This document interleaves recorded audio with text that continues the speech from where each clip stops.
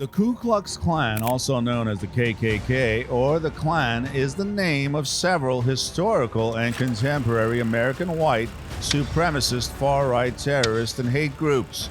Many individuals through the years belonging to these groups were involved in deadly killings and murders. If you want to see how it all went down, keep watching, because we're getting started. I would never walk up to you and say those words to you, and I'm so sorry that happened to you. Number 15, Edgar Ray Killen. Edgar Ray Killen, a former Ku Klux Klansman who was convicted of a heinous civil rights era murder, died in a Mississippi prison. Killen planned the assassination of 3 Freedom Summer workers in Neshoba County, Mississippi in 1964, a crime that shocked the nation and fueled the passage of the Civil Rights Act of 1964. Killen died at the Mississippi State Penitentiary. He was 92 years old and serving a 60-year sentence for the manslaughter of civil rights workers James Chaney, Andrew Goodman, and Michael Schwerner. On June 21, 1964, 3 civil rights workers in their 20s were ambushed. They'd been lured to the area to investigate a church fire outside Philadelphia, Mississippi, and were arrested as they were leaving. They were released from jail hours later, chased down by Klansmen and shot to death. Their bodies were discovered buried in an earthen dam 44 days later. The dramatic search for the missing men drew national attention to the civil rights movement's violent opposition. Killen, a part-time Baptist preacher and KKK organizer, was charged with federal crimes in 1967, but his trial ended in a hung jury after a dissenting juror stated that she couldn't convict a preacher. At the time, the state of Mississippi did not press charges. State prosecutors reopened the case, which had been dramatized in the 1988 film Mississippi Burning, nearly 4 decades later. Even though other suspects were still alive, Killen was the only one charged. The jury found Killen guilty of manslaughter, which some victims' families felt was insufficient. Number 14, Sean Berry, Lawrence Brewer, John King. James Byrd Jr., 49, was walking home late on a Saturday night in the East Texas town of Jasper when 3 white men in a pickup truck pulled up beside him. In Jasper, the African-American man was well-known and well-liked. When the driver, Sean Berry, offered to give Byrd a ride, Byrd gladly accepted. After all, he'd known the driver his entire life. What happened next shocked the entire town, nation, and world.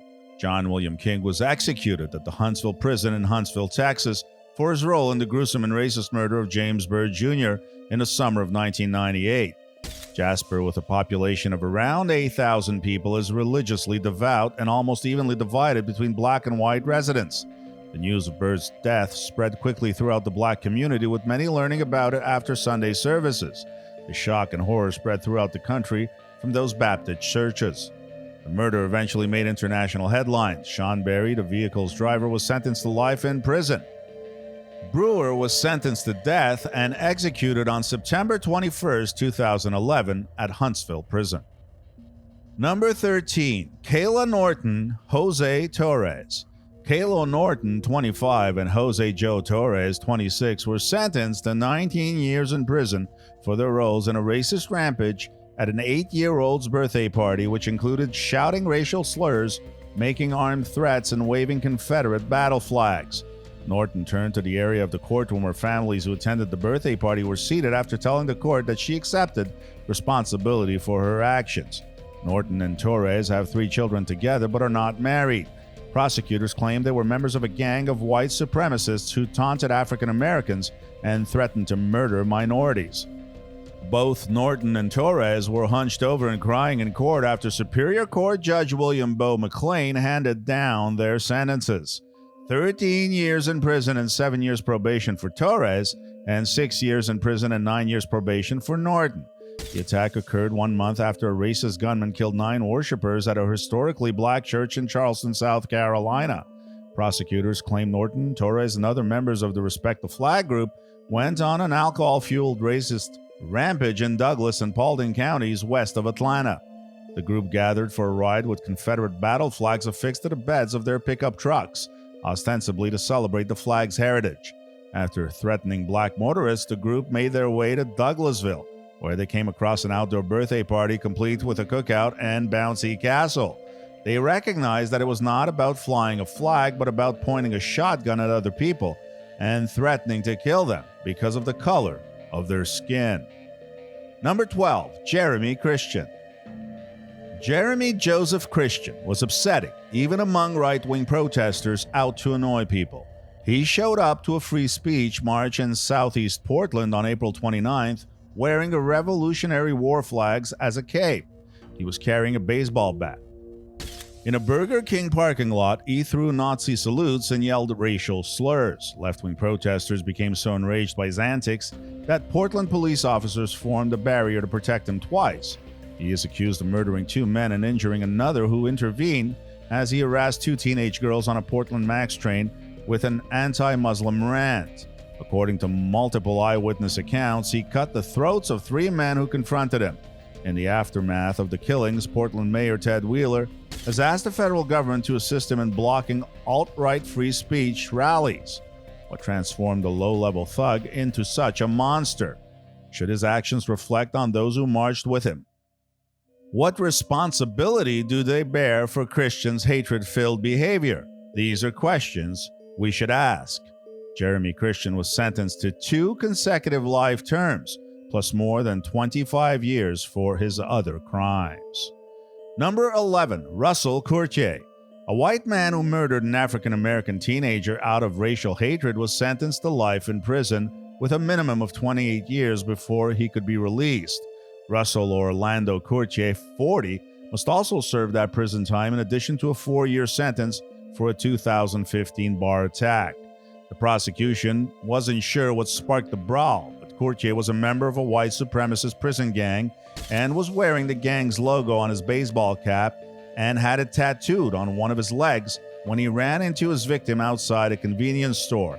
Surveillance video captured the victim sprinting down a nearby street and then a sidewalk to escape Courtier and a Jeep. Russell sobbed during his sentencing hearing. When the judge gave him the opportunity, Courtier declined to make any statements. His attorneys said he had been advised not to speak. Number 10, Klu Klux Klan. Following in the footsteps of previous years, the number of active Ku Klux Klan hate groups fell again in 2022. The decline can be attributed to the Klan's long-standing infighting as well as the comparatively greater appeal of newer racist groups with more contemporary tactics and rhetoric aimed at younger audiences and online. In 2022, there were very few notable Klan events and there were 22 flyering incidents, which was the same number as 2021. The subsequent news coverage, however, contributed to the false perception that the Klan is a dominant white supremacist group in America. Long-standing Klan themes, such as the need to take back the country, pervaded Klan propaganda in 2022. While Klan rallies occurred throughout 2022, they were small, remote, and organized by individual Klan organizations with little coordination or overlap with other groups. Number 9, Charles Newcomb, David Moran, and Thomas Driver. A Columbia County jury found David Elliott Moran, 49, of Lake Butler, and Charles Thomas Newcomb, 45, of Interlochen, guilty of 1 count of conspiracy to commit first-degree murder each. The unidentified target of their 2015 plot relocated to Palatka after being released from prison and was unharmed. The plot was in retaliation for a fight between the inmate and another guard, Klan member Thomas Jordan Driver. Thomas Driver told the others that the inmate bit him during a brawl at a Department of Corrections facility in Lake Butler in early 2015 to possibly give him AIDS and hepatitis. All 3 were apprehended with the assistance of a confidential FBI informant who learned of the plot after meeting Moran, Driver, and Newcomb at a late 2014 Ku Klux Klan meeting. Newcomb was described as the leader, while Driver and Moran told the informant that they wanted the inmates 6 feet under. Driver and Moran worked for the state corrections system, and Newcomb was a former corrections officer. Thomas Driver pleaded guilty to 1 count of murder conspiracy and was sentenced to 4 years in prison. Charles Newcomb and David Moran, 2 Ku Klux Klan members who were also prison employees, were convicted of plotting to kill the black inmate after his release from a Northeast Florida prison. Number 8, Harry Rogers. A self-identified Ku Klux Klan leader who drove his pickup truck through a crowd of protesters was sentenced to 6 years in prison. A judge found Harry Rogers, 37, guilty of 6 misdemeanors, including 4 counts of assault and battery, 1 count of failure to stop at the scene of an accident, and 1 count of property destruction. Rogers is still facing 3 felony counts of attempted malicious wounding. He has yet to enter a plea on those charges. Rogers drove recklessly down the median of a local road where protesters were marching, then drove up to the protesters, revved the engine, and drove into the protesters. No one was killed or seriously injured in the attack, but 3 people were injured. The protesters were protesting racism and police brutality in the aftermath of George Floyd's death. The Virginia protest was one of many that erupted across the country in the weeks and months following Floyd's death. Rogers was a Ku Klux Klan leader by his own admission and a cursory glance at social media. Rogers boasted about his Ku Klux Klan membership to officers on the scene, and officers searching his home and vehicle discovered a KKK robe, a Klan Bible, a white power flag, and several weapons and ammunition. He was also charged with 4 hate crimes, but the judge ruled that those charges did not apply because the victims were white. Number 7, Matthew Shepard. Matthew Wayne Shepard was a gay American university student who was beaten, tortured, and abandoned. He was taken to Poudre Valley Hospital in Fort Collins, Colorado by rescuers, where he died 6 days later of severe head injuries sustained during the attack. Following Shepard's death, suspects Aaron McKinney and Russell Henderson were arrested and charged with first-degree murder. The murder and the role of Shepard's sexual orientation as a motive for the crime received extensive media coverage. The prosecutor contended that Shepard's murder was planned and motivated by greed. McKinney's defense attorney argued that he intended only to rob Shepard but killed him in a rage when he made a sexual advance towards him. The murder of Shepard drew national and international attention to hate crime legislation at the state and federal levels. Both men who murdered Shepard are serving life sentences. Judy Shepard, Matthew's mom, became a gay rights activist after her son was murdered, and she founded the Matthew Shepard Foundation. Shepard's murder sparked the creation of films, novels, plays, songs, and other works. Number 6, Unite the Right, Richard Preston. Richard Preston, 52, was arrested after an ACLU of Virginia video captured him firing a pistol at counter-protesters. Preston is seen in the video drawing his pistol and shouting the N-word before walking towards the crowd, lowering his gun to the ground and firing before walking away. There were no reports of anyone being injured because of the gunshot. Preston was charged with firing a firearm within 1,000 feet of a school, a felony punishable by up to 10 years in prison. Preston was sentenced to 4 years in prison. Number 5, Ahmad Arbury. On February 23, 2020, Ahmad Arbury, a 25-year-old black man, was murdered while jogging in Satilla Shores, a neighborhood near Brunswick in Glynn County, Georgia, during a racially motivated hate crime. 3 white men chased Arbury in their trucks for several minutes, assuming he was a burglar, and used the vehicles to block his path as he tried to flee. In one vehicle, 2 of the men, Travis McMichael and his father, Gregory McMichael, were armed. William Roddy Bryan, their neighbor, was in another vehicle. Travis McMichael exited his truck after overtaking Arbury and assaulted him with a shotgun. Travis McMichael fatally shot Arbury as he tried to defend himself. Bryan used his cell phone to record the altercation and Arbury's murder. On February 22, 2022, the 3 men were convicted in federal court of attempted kidnapping and the hate crime of interfering with rights, while the McMichaels were also convicted of 1 count of using firearms during a violent crime. The murderers were all sentenced to life in prison. Number 4, Wayne Williams. Investigators are delving deeper into the infamous Atlanta child murders, which claimed the lives of 29 African-American children, and thousands of pages of top-secret documents obtained show that the killer could have been someone other than the longtime suspect Wayne Williams. As the investigation investigated a theory that some thought was true, one of the murdered boys could have been the key to solving the mystery. Questions about the guilt of convicted murderer Wayne Williams have always loomed over hopes for a resolution to the crimes that terrorized Atlanta from 1979 to 1981. Williams has always maintained his innocence despite being convicted of murdering 2 adult men in 1982. The 8100 file, a secret investigation, suggested that the Ku Klux Klan was responsible for the Atlanta child murders. It also implies that the documents were briefed to top law enforcement officials. Number 3. 2022 Buffalo shooting. The gunman who killed 10 people and injured 3 others in a racist attack at a grocery store in Buffalo's predominantly black neighborhood was willing to plead guilty to federal charges, including hate crimes, if prosecutors agreed to drop the death penalty.